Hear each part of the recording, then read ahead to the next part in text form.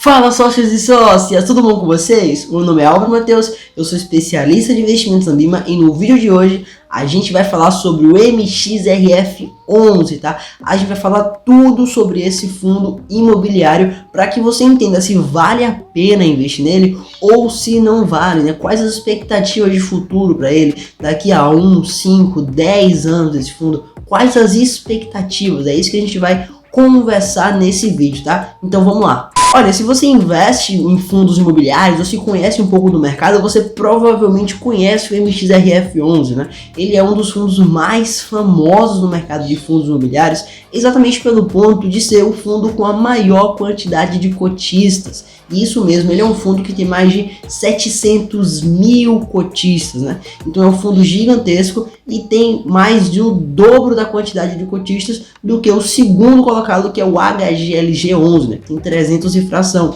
Então o MXRF11 ele é muito conhecido, muito por causa da inovação que a gestora dele fez, tá? O que aconteceu? Esse fundo, caso você não saiba, ele é negociado hoje na casa dos R$10, às vezes cai para 9, às vezes é para 11, 12, mas roda em torno dos R$10 esse fundo imobiliário.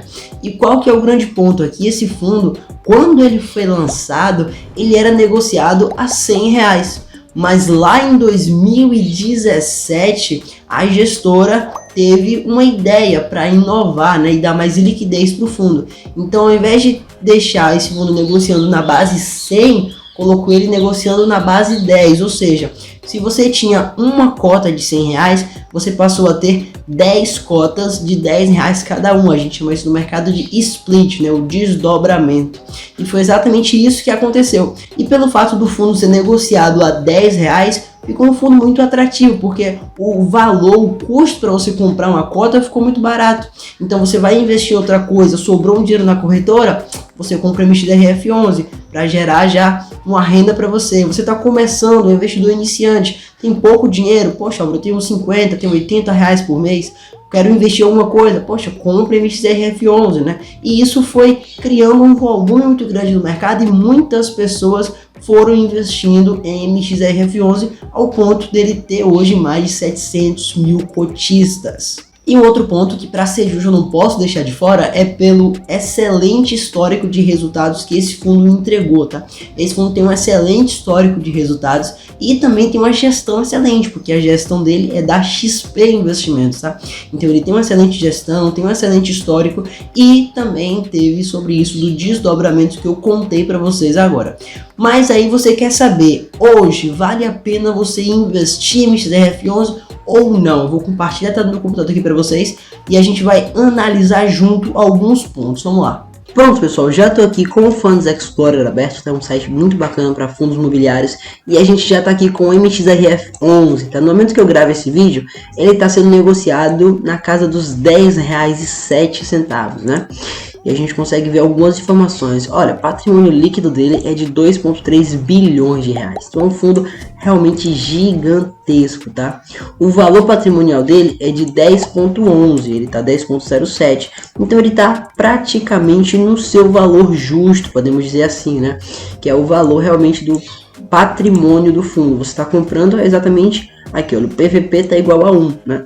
Então você está comprando esse fundo exatamente pelo valor patrimonial dele, o que quer dizer que ele está no preço ideal para você comprar, né? Se ele estiver abaixo, melhor ainda, né? Se ele estiver acima, aí já pode indicar que ele está meio caro, você tem que ter algum grau mais de análise para ver se vale a pena, né, você investir nesse fundo, mesmo ele estando um pouquinho mais caro do que ele vale. Recado rápido para você que tá vendo esse vídeo até aqui, tá? Você tá gostando do conteúdo? Tá gostando do canal, das informações que eu tô passando? Então clique no botão de inscreva-se, tá? Para você entrar na nossa comunidade de sócios investidores aqui do YouTube, que só tá crescendo. A gente tá com a meta de bater 1000 inscritos, então clique aqui, se inscreve, entra na comunidade e se você estiver gostando mesmo desse conteúdo, clique aqui no botão de curtir para o YouTube entender que esse vídeo é bom e enviar esse vídeo para mais pessoas. Fechado? Conto contigo. Vamos lá, vamos voltar para o vídeo. E agora a gente consegue ver algumas informações aqui. Aqui a gente tem a cotação, né? Algumas informações sobre o fundo. Aqui tem os rendimentos do fundo. Então olha que legal. É um fundo que paga com uma certa constância, né? Você vê aqui que desde 2014 ele pagava aqui na casa dos 7 centavos, né? 8 centavos, e aí tem alguns picos aqui que ele dava, lá em 2015 também chegou a pagar 12 centavos, olha, por cota, e aí depois, lá em 2018, aí teve uma quedinha para 7 centavos, 6 centavos por cota, né? E aí, a partir de 2020, né, as coisas melhoraram, voltou para 8 centavos por cota, a 9 centavos, depois 11 centavos chegou a pagar 12 também aqui, lá em julho de 2022, né, do ano passado. Então perceba que esse fundo imobiliário aqui é um fundo que tem um grande histórico, olha, tem rendimentos desde 2012 aqui, tá? Então é um fundo que realmente tem praticamente 10 anos aí de histórico para você analisar pagando dividendo. Teve só esse mês aqui que ele pagou um pouquinho de dividendo, lá em 2013, no final de 2013. Mas fora isso, ele paga sim dividendos com uma certa constância, uma certa regularidade, né? E esse fundo sendo negociado na casa dos R$10, entregando sempre isso aqui, ele vai rodar em torno de um dividendo entre 10% ao ano, né? Às vezes 9%, podemos subir para 12%, 14%, quando ele paga mais dividendos nesses períodos de taxa mais alta, né? Ali no período que a gente fez de 2016, ó, que ele estava pagando bastante, isso aqui possivelmente foi por causa da alta da Selic também lá, ciclo de alta lá em 2015 e 2016, né? Ele pagou bastante dividendos também, tanto que depois disso ele caiu um pouquinho e agora voltou a subir, né? Então ele tem um histórico muito sólido aqui de pagamentos de dividendos, tá? E a gente consegue olhar uma coisa muito importante, abrindo aqui o relatório do fundo, né? Eu peguei aqui o de dezembro, que é o último disponível, né? Dezembro do ano passado, 2022, e você consegue esse relatório aqui simplesmente escrevendo MXRF11 RI no Google, né? E aí vai abrir lá o site da XP, que é esse site aqui, né? Que é de relação com investidores do fundo, aqui tem a central de resultados, só você clicar aqui no resultado mensal de dezembro, que é o disponível, né? Já vai sair de janeiro desse ano agora de 2023 também.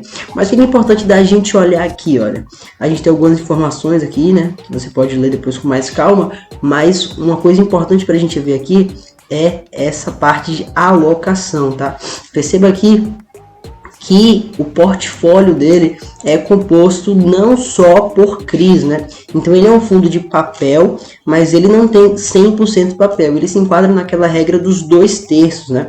E se um fundo tem 2/3 investido em CRIs, ele é considerado um fundo de papel, mas ele pode ter outras coisas dentro do seu portfólio também. Então perceba que ele tem 6% em permutas financeiras, né? Tem 17% em outros fundos imobiliários que ele também investe, ele tem 3% aqui em caixa, né? Para alguma emergência ou talvez alguma oportunidade, né?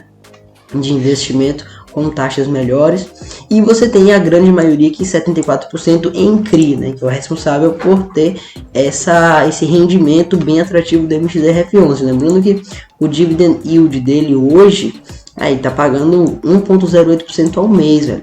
Então isso aqui é muito atrativo, né? Acima de 12% ao ano, isso isento de imposto de renda, tá? Lembrando que esses fundos têm isenção de imposto de renda no pagamento mensal. Então acaba sim pagando mais do que a taxa Selic, mesmo ela estando a 13,75. E a gente consegue ver aqui a diversificação dele, olha. Perceba que ele tem uma parte em crédito corporativo, 50%, tem uma parcela aqui, um quarto em comercial, tem uma parte em residencial e outra parte em caixa. Ele tem sim uma diversificação, não está exposto em apenas um setor, isso é legal também. E um outro ponto muito importante desse fundo é você olhar aqui essa questão de indexadores, né? Perceba que esse fundo tem atrelado ao CDI mais 43% do portfólio. Então, praticamente metade do portfólio está atrelado ao CDI e a outra metade está atrelada ao IPCA, né? O IPCA e INCC, mas a grande maioria está realmente no IPCA. Então perceba, ele tem uma parte muito forte de inflação e uma parte muito forte de CDI. Por que isso é interessante? Porque a inflação, ela teve realmente um papel muito forte na valorização dos rendimentos no ano passado e a gente tem expectativa de ter uma inflação mais alta também nos próximos anos por causa de vários motivos governamentais, econômicos, enfim. Então, Porque a gente tem uma inflação mais alta, a gente já vai ganhar nessa casa aqui do IPCA. E para ter uma inflação mais alta, o Banco Central tem que manter as taxas de juros também altas para conseguir reduzir essa inflação e impedir que ela dispare. Então, se o Banco Central vai manter as taxas altas, o CDI também deve se manter alto. Então é muito interessante você ter essa diversificação aqui, tá? Tem alguns fundos imobiliários focados só em inflação, tem outros focados só em CDI, né? A estratégia no momento aqui do pessoal da XP, na gestão desse fundo aqui, é exatamente você equilibrar uma parte no CDI e uma parte no IPCA, para você se proteger caso a inflação dispare, você ganha ali e você continua ganhando também com essas taxas altas do CDI, né?